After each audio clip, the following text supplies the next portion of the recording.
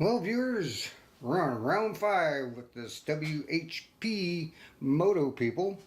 Now they want me to take an overall picture of my wiring. So I sent them back an email telling them that I'm not going to send them any more pictures. I'm not going to jump through any more hoops. I'm sick of you guys questioning my stupidity, because this is not my first rodeo hooking up these motors. Either send me a new controller, or I'm going to return the kit back to Amazon and let them deal with it. So we'll see what happens next. It's time just to get nasty, because this is ridiculous. They should have asked me for those pictures from the very get-go. So I'm done with this. So we're either going to be sending this kit back, or they're going to be sending me a new controller. Well, viewers, it looks as though they're sending me out a new controller. Finally. I guess being a little bit nasty ends up paying off. Well, viewers, it seems like nastiness got me a new controller. It's on its way. So what I'm going to do is, now that I have a diagram for the use of this harness, what I'm going to do is I'm going to pull this harness apart, and I'm going to manipulate it so I can use these connectors to the speed controller, and then shorten or lengthen the wires wherever I need them on the other ends for, like my terminal blocks, my power switches, my forward reverse switch, which they never answered my question if I could use this or not, but I'm going to give it a shot, because we know this one's no good, because we're only getting continuity in one position, the backward position. And I kind of figure, why would you send a forward reverse switch when it only works in one position? Doesn't make any sense. So, and being that we're only using 3 wires from the leads, and why would you send one that has 6 leads on it? I don't get that either. And this is a much better switch, better quality made, and has the right amount of leads on it that we need. So we're going to use this instead. As far as the brake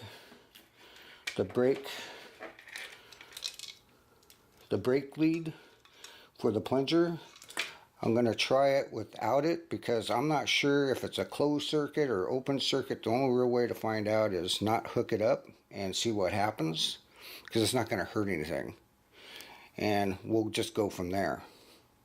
So we're going to manipulate this harness. It'll be a lot much nicer to hook this up with the speed controller. So my suggestion is, if any of you decide to buy one of these kits, the first thing you want to do is ask them to send you the diagrams, complete wiring diagrams for it, because you don't get it in the kit. You only get whatever they got online, and it's not complete. It's incomplete in a lot of ways. Another thing is, I don't understand why they don't include this if it's so important, which, this battery has a built-in fuse in it anyway. So if it's that important, they should include this in the kit. If the brake switch is so important, they should include that in the kit as well. So I don't believe that you really need this, or you need the brake switch. As long as you got a battery, this one has a built-in fuse, you probably don't really need that. But if you're using a battery bank of lead acid batteries, then yes, you'll need this, because that's the kind of system that they show, is a bank of lead acid batteries. I'm using a lithium battery. Like I said before, I have a key here, and I don't really need the ignition key. I'm just using a regular on and off switch, which is just as good, because it's either it's on or it's off. That's all the ignition does. It's just a key for a lock. Well, I already have a key right here for theft. So, when I turn it off, I pull the key. And the battery's locked in the cage, and plus the system's off, so nobody can just take off with it. And I don't like the idea of having to carry two separate keys. It's just an opportunity of losing one key and you're screwed. Especially if you're stop at a location somewhere and you happen to take the key out and you drop one of the keys or something, you're screwed. You have to call the wife or whatever to bring you the spare key. So I just prefer to have one key, and I can't manipulate that. That has to be with the battery. So, but I can manipulate the on and off switch on the system, and it works fine. I never had any problems. The reason why I have a second switch is because when you're riding the quadricycle and you're doing speeds out on the street of 25 miles an hour or faster, it's a good idea to have both hands on the steering wheel, so one of these will be on the steering wheel. When you're in sidewalk mode, you can have one hand on the steering wheel, one hand down by the brake lever. I'm going to run another thumb throttle down on the brake lever for sidewalk mode.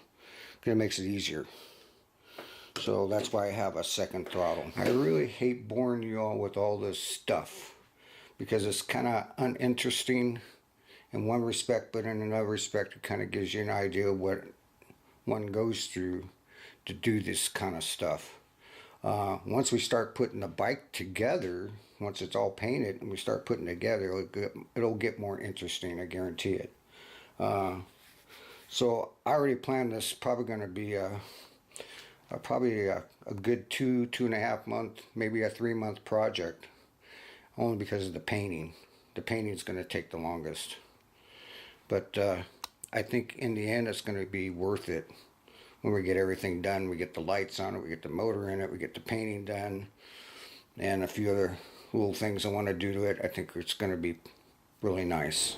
Well, viewers, I sent WPH Moto. I've been saying it wrong.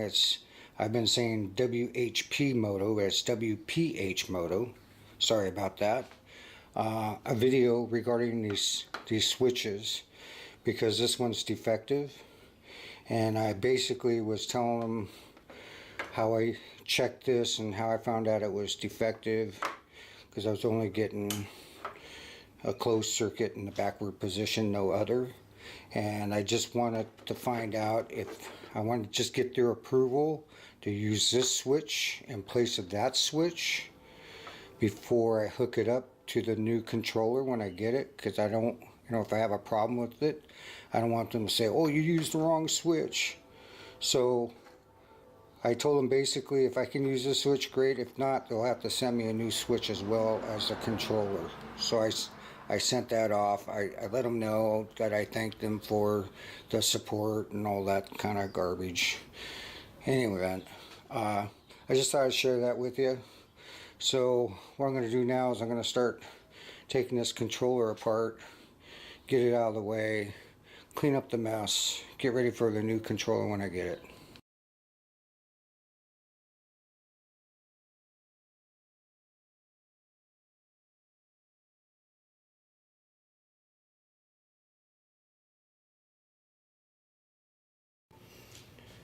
I'd like to express my thanks to all the technical support from WHP Moto. The technical support was very helpful.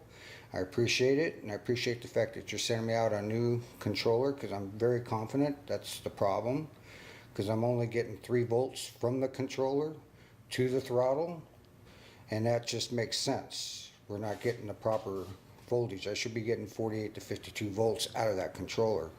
But in any event, moving on to the second part of the problem that I never really got an answer to.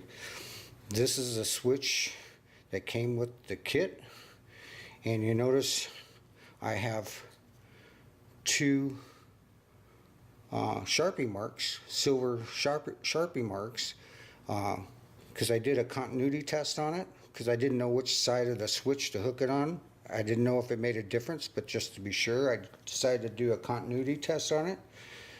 And what I found was that in the backward position, that way, I'm only getting a continuity on this side of the switch. This is the only position I'm getting a closed circuit. When I switched it to the forward position, I could not get a closed circuit or continuity anywhere on any of these prongs. And I don't understand why you supply a switch that has 6 leads on it when you only need 3 leads. But in any event, so this switch is defective, in my opinion, because I can't get a closed circuit only in one position.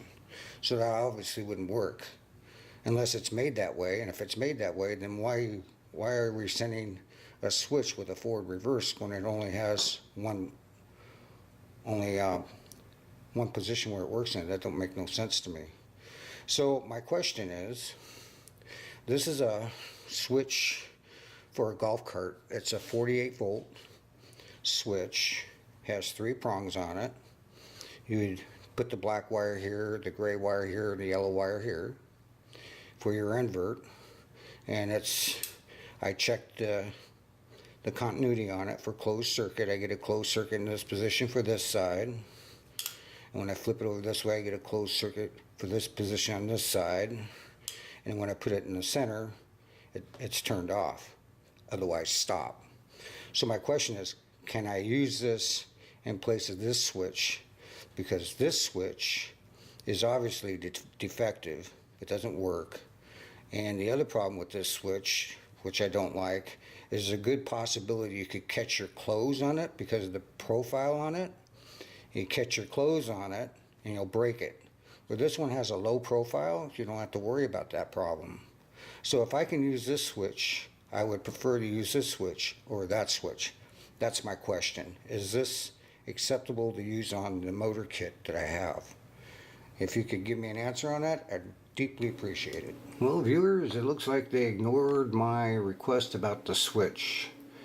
If I can use the golf cart switch in place of the switch that they sent me, and I request that they send me a switch with the controller if I can't use the golf cart switch. They didn't mention anything about that. All they said was, we sent the controller, the tracking number is blah blah blah blah blah blah blah blah blah. That's all they said. So I assume when I get the controller, if it has a switch in it, I need to use it. If I get the controller without the switch, then I would assume I can use the golf cart switch.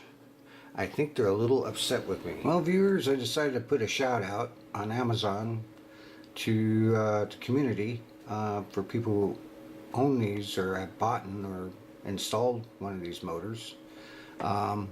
Ask them if that brake wire was necessary to hook up, and if so, where can I get the plunger for it, because I couldn't find one. Maybe someone will give me an answer on it. That's what's nice about Amazon. You can always do a shout out whenever somebody asks me about a product that I have and I have an answer to it. I take the time to answer. It's the right thing to do. So far, I put a question out about that air brake fuse, because I couldn't find anything, and finally someone even gave me the link where I could buy it, and that's how I found that. So we'll see what happens with this.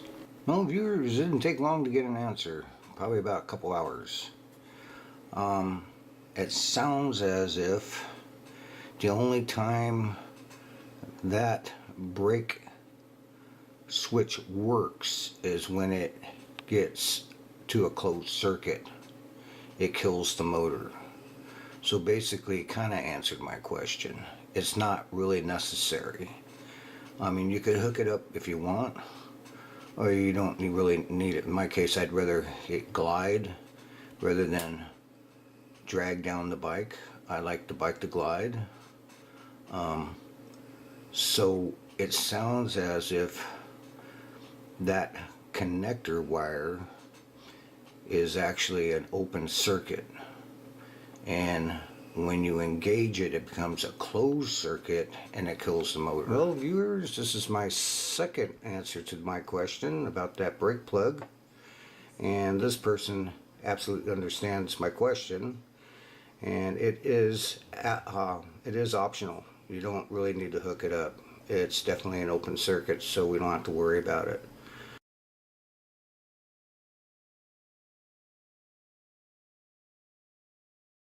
Well, viewers, I figure while I'm waiting on the frame, and the controller, I figure I tie up some loose ends, go ahead and start mounting the tires. But some of these tires are so twisted up, I couldn't get the liners in where they'd be straight. So what I need to do is mount it, pump it up, let it settle a day or two, and then I can let out there and break the bead on one side and start sticking the tire liners in. So I figure I'd do that, clean the rims as well. I got both rear driving axles all taken care of. I cut this one to the right size for the pedal pusher. Remember, I cut it to 29.5 because I only measured it once. Well, I measured this twice. It's 19 3/4, actually a little over about 19 7/8. Because I want it to stick out a little bit, because I got to put a little groove on the end like this one. I still got to take a hacksaw and kind of go around and get a groove in it, because there's a retaining ring that goes on there. So I have to do it to both of them. But they're pretty much all together and all the parts are on it. They're supposed to be there. So we're good. They still need to be painted, the driving hubs, but I want to get the axles pretty much together. So this is the left side for the motor, and this is the right side for the pedal pusher. And now we're going to have matching drive hubs. This is the wheel hub, and this is the wheel hub on the other side. Well, let's just turn it around. So the wheels will be attached to these, so now they match. This was the old axles with the old driving hubs. So it's nice to keep these because I didn't cut them or anything. Just in case I want to put it back to the original state of the bike, I can do that. But I don't know why I would. But I could if I wanted to. So, taking care of some loose ends. I still got to get this down to the upholstery shop, but I can probably do that maybe next week. This is the motor plate. I'm going to take care of that when we get the frame back. Mount it, put our slots in it for the motor, the cutout for the chain. I decided I'm going to use this whole motor plate because I'm going to need it. We still got to separate the steering box from the steering column. Still got to do that. I'm going to need an assistant to do that. I can't do it by myself. I just want to grab one side while I put the steering wheel on the other and twist it back and forth till we can slip it off and file off the burrs on it. I think that's about the only loose ends I got. So I don't know when I'm going to get the frame. Today's Sunday, so I got all day to fart around with this stuff. Maybe my nephew can come over and help me out with this thing. Try to get this thing separated. Other than that, that's all I can really do. Well, viewers, we got all the tires pretty much mounted. The only thing we have to do is put the liners in them, but I think I'm going to put the liners in them when I mount them on the bike. It'll be a lot easier. I put them in the house because I don't want to get any overspray on them from painting.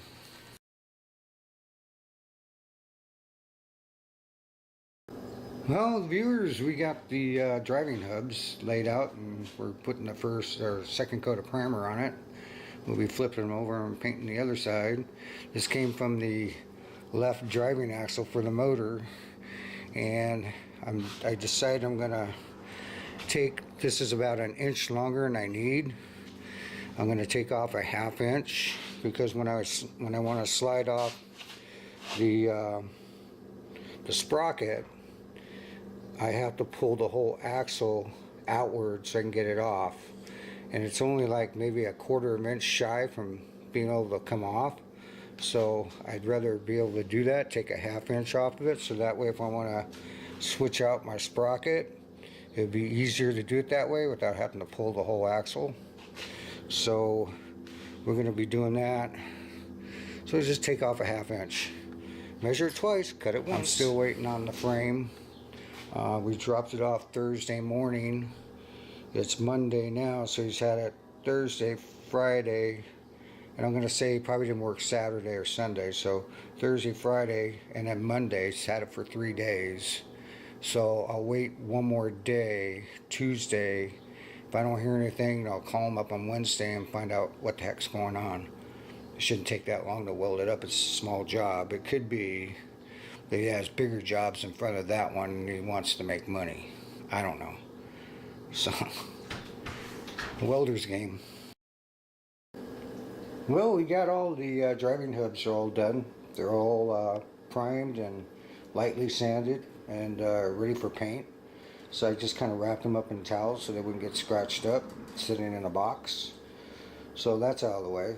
Okay, viewers, we're getting ready to do the whole front end. We're gonna take off these steering linkages, get this off, take the turn knuckles off.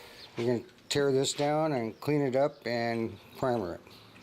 Now these are the little bumper stops, and we don't want to take those off, so we'll just tape them off when we go to paint it.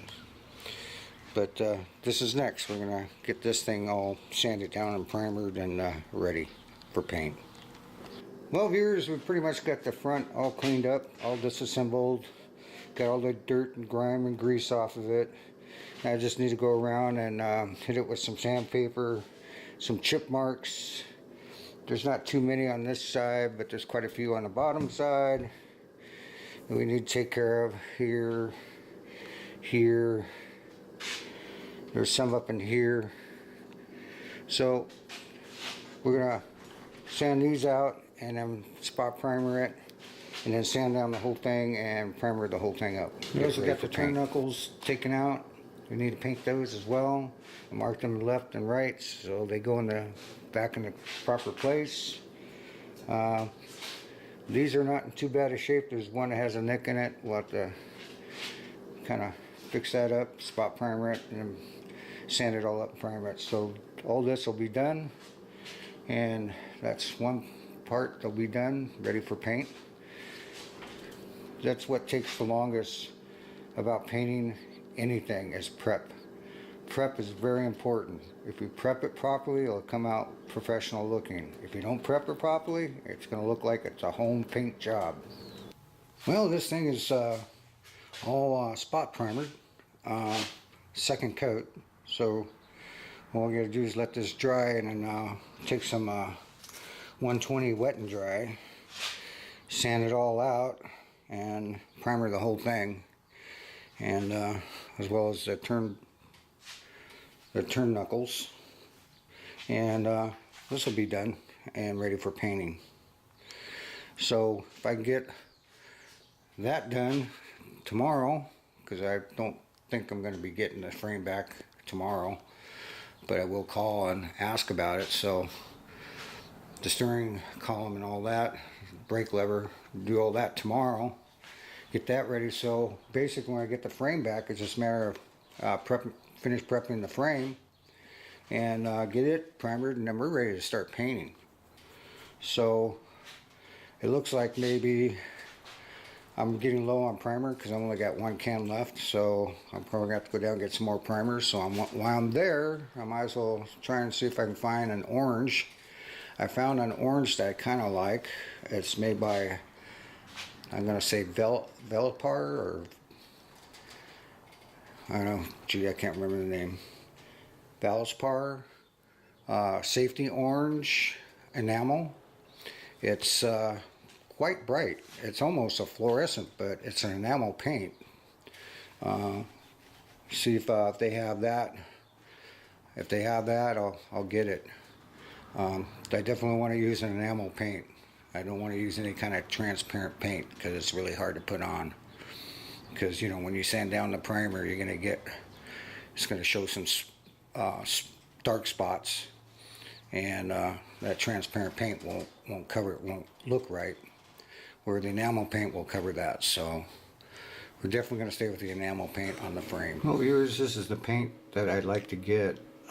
It's Valspar gloss safety orange enamel. That's the perfect color, but unfortunately the supplier has 0, and I want it, well, I need 8 cans, but I can only order 4 at a time. So I'll see, it has a number on it, so I'll go to Lowe's or Home Depot and see if they have it. If they don't have it, see if they can get some in for me. Well, viewers, we got the first coat of paint on this.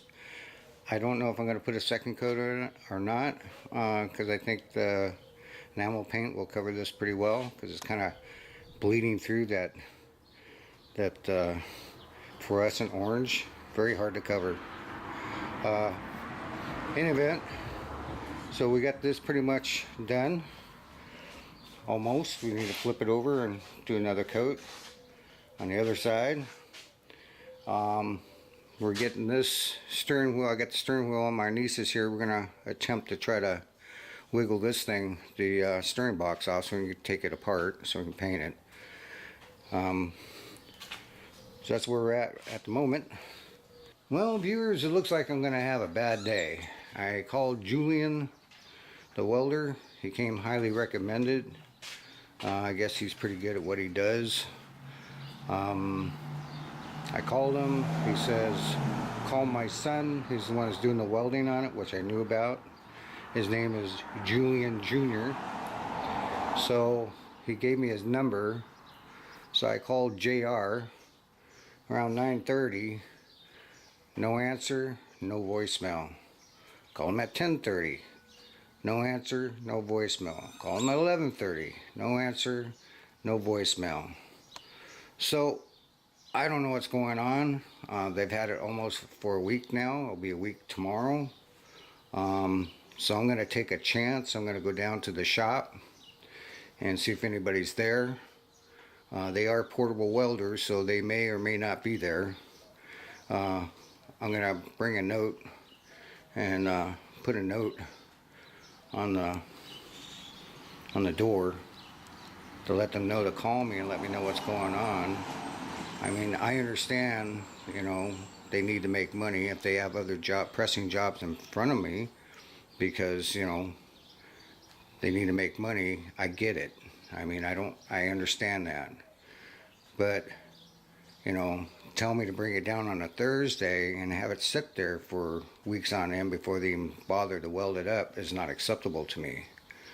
So I'm basically going to tell them in the note, if they can't get to it by the end of the week, call me. I'll come down, I'll pick it up, and I'll find another welder. I have no choice, because I'm at a point now where that frame's going to be holding me up, because I could be doing a lot of other things. So that's kind of where we're standing on this. Well, viewers, we're out of time. We're at that 30-minute mark. If you haven't subscribed, subscribe, and don't forget to mash that notification bell. If you have any concerns, comments, criticism, or suggestions and ideas, make sure you use that comment section down below.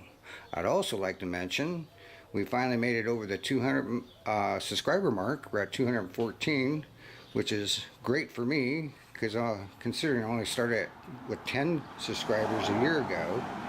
We're going the right direction, and I want to let you all know I appreciate every single subscriber that's subscribed to my channel. Love you to death. And as I always say, if I can do it, you can do it.